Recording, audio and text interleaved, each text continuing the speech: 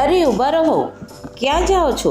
દૂધી જોઈને ભાગી ન જશો. મને ખબર છે કે દૂધી નાનાથી મોટા ઘણા બધાને નથી ભાવતી, પણ આ દૂધીનો નાસ્તો એટલો સરસ છે કે નાનાથી મોટા બધાને ભાવશે. હેલો ફ્રેન્ડ્સ, કેમ છો બધા?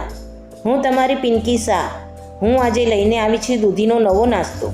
આ નાસ્તો હેલ્ધી તો છે જ, સાથે સાથે હાઈ પ્રોટીન પણ છે. ન તો આ મુઠિયા છે, ન તો ઢોકળા. આ નાસ્તો પરથી એકદમ ક્રિસ્પી અને અંદરથી સોફ્ટ અને નટી છે. આ નાસ્તો બનાવવા માટે મેં 500 ગ્રામ દૂધી ધોઈને છાલ ઉતારી અને છીણી લીધી. છીણેલી દૂધીમાં 2 કપ ચણાનો લોટ અને અડધો કપ સોજી ઉમેરી. આ નાસ્તાની અંદર તમે સોજી ઝીણી કે મોટી ગમે તે ઉમેરી શકો છો. 3 નાની ચમચી શેકીને ઠંડા કરેલા તલ, અડધો કપ કાચી સિંગદાણાનો અધકચરો કરેલો ભૂકો નાખ્યો હતો. તલ અને સિંગદાણાનો નટી ટેસ્ટ આ રેસીપીમાં ખૂબ જ સરસ લાગે છે.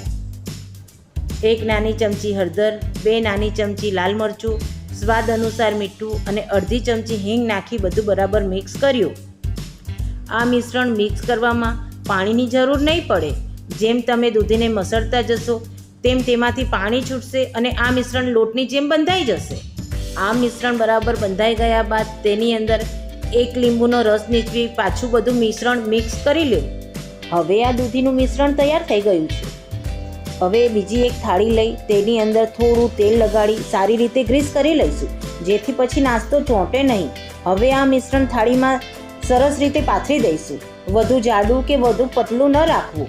પછી આ થાળી ઢોકળિયા અથવા સ્ટીમરમાં મૂકી દઈશું અને મધ્યમ તાપે 15 થી 20 મિનિટ સુધી વરાળથી બાફી લઈશું. તમે ચાકુ નાખીને ચેક કરી શકો છો કે સંપૂર્ણ બફાયું કે નહીં. જો ચાકુ સાફ નીકળે તો તેનો અર્થ કે નાસ્તો બરાબર બફાઈ ગયો છે.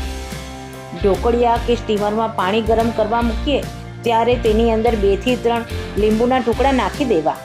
આથી ઢોકળિયા અને થાળીની અંદર પાણીના ક્ષારના ડાઘા નહીં પડે અને વાસણ ચોખ્ખા રહેશે. જ્યારે દૂધીની આ રેસીપી બફાઈ જાય ત્યારે તેને ઢોકળિયામાંથી કાઢી અને ઠંડી થવા દો. ઠંડી થઈ જાય બાદ તેના નાના પીસ કરી તેને સ્ટોર કરીને રાખી દો. જ્યારે ખાવાનું મન થાય ત્યારે ફક્ત આ પીસને સેલો ફ્રાય કે ડીપ ફ્રાય કરો અને તત્કાળ સર્વ કરો.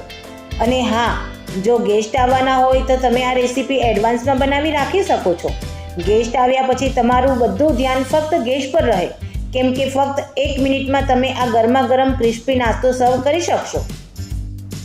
જ્યારે આ રેસીપીને ડીપ ફ્રાય કે સેલો ફ્રાય કરીએ છીએ ત્યારે તેની બહારની સાઈડ એકદમ ક્રિસ્પી બને છે અને અંદરથી સોફ્ટ રહે છે. ટેસ્ટમાં તો એકદમ નટી ફ્લેવરવાળી અને ખૂબ જ સ્વાદિષ્ટ લાગે છે. આ રેસીપીના પીસને મેં તો સેલો ફ્રાય કર્યા છે, પણ જો તમે ઈચ્છો તો તેને ડીપ ફ્રાય પણ કરી શકો છો. આછા ગુલાબી થાય ત્યાં સુધી તેને ધીમે ધીમે અલટાવી પલટાવી શેકતા જાઓ. બસ તૈયાર છે.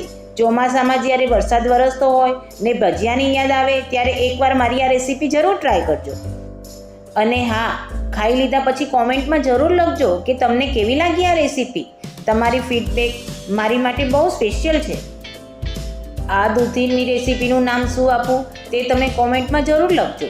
અને સૌથી મજાની વાત તો એ છે કે આમાં દૂધી છે એ ખબર પણ નહીં પડે.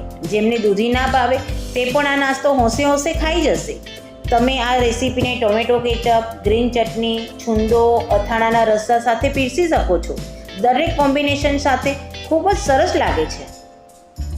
આ રેસીપીની સૌથી ખાસ વાત એ છે કે બધો સામાન તમારા ઘરમાંથી જ મળી જાય છે. કોઈ પણ ગરમ મસાલા કે સોસ નથી. એકદમ ટોટલી ટ્રેડિશનલ ગુજરાતી ટચ સાથે બનાવેલો નાસ્તો છે. એટલો હળવો અને ટેસ્ટી છે કે નાના બાળકોથી લઈને વડીલો સુધી બધાને ભાવશે. તમે તેને સાંજના નાસ્તા માટે કે લંચ બોક્સ માટે આપી શકો છો. દરેક રીતે પરફેક્ટ છે. આવી વધુ ગુજરાતી અને ટ્રેડિશનલ રેસીપી જોવા માટે અનોખી પિંકીને સપોર્ટ કરવાનું ન ભૂલતા. અને જો તમને મારી આ રેસીપી ગમી હોય તો મારી ચેનલને લાઇક, શેર અને સબસ્ક્રાઈબ જરૂરથી કરજો, કારણ કે તમારો સપોર્ટ એ જ મારી મોટી હિંમત છે.